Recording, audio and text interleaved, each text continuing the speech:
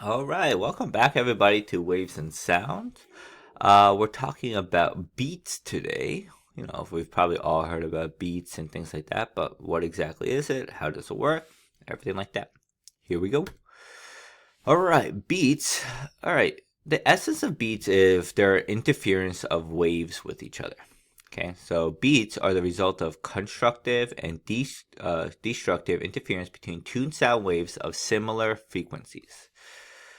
Constructive interference occurs when the waves are in phase, resulting in a louder sound, which we recently learned about.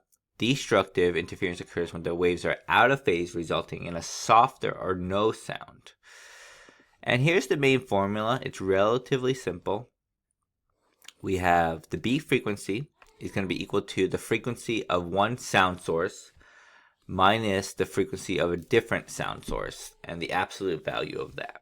Okay, so that's all it is.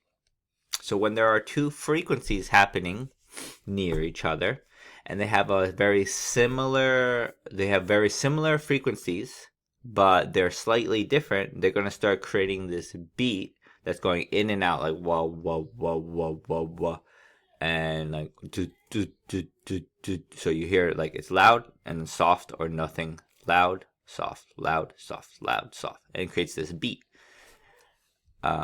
Beats are typically audible when the difference in frequency is less than around 10 hertz. Larger differences are perceived as two separate tones.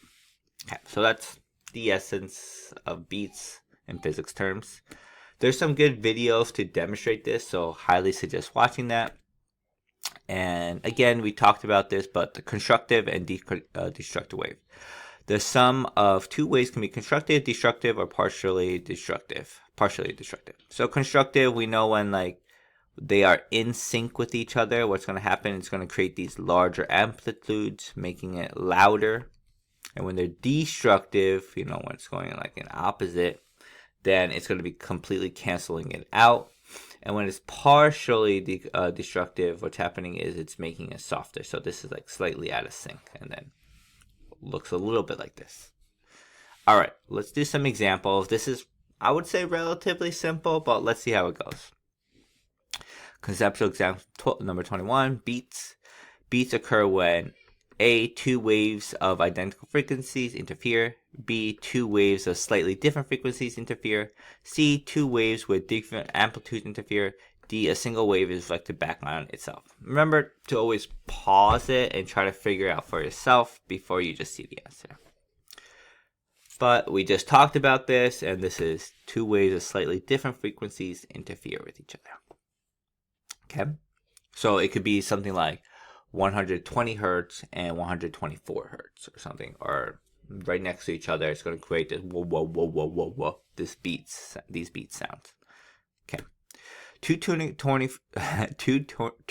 forks have frequency of 440 hertz and 444 hertz.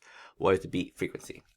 Again, we kind of learned about this, but the beat frequency is equal to the absolute value of one minus the other.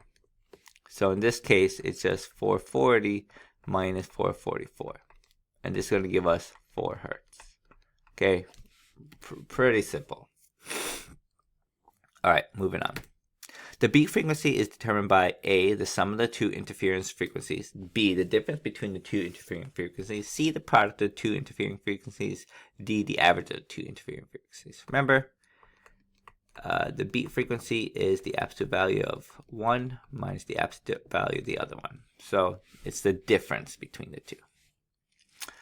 Okay, moving on.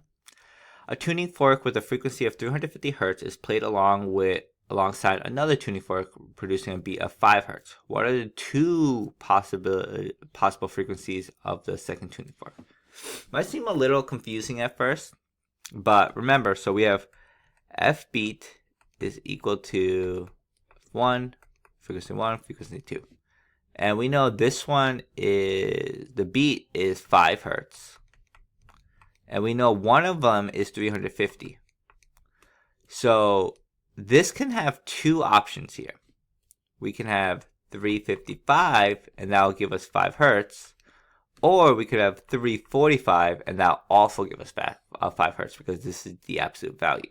So the answer is 345 and 355 both of those would give us a beat of 5 hertz when it goes alongside of 350 hertz.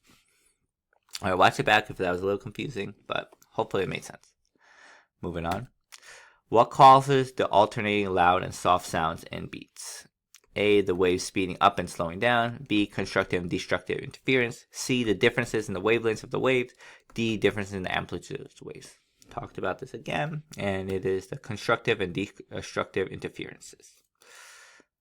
All right.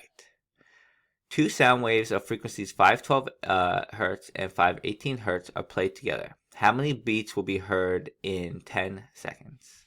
Okay, so give me a second here.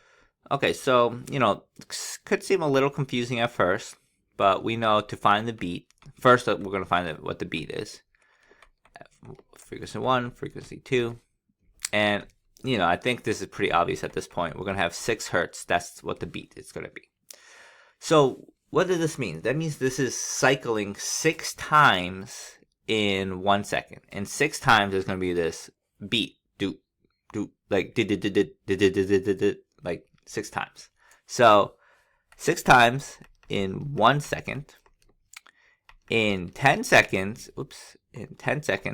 that means this is going to be happening 60 times. So how many beats will be heard in 10 seconds? 60 beats. Okay? And that's pretty much it. We're getting towards the end of this, and we're going to be finishing off with the Doppler effect. So see you guys with that. Thanks for watching, everyone. Bye.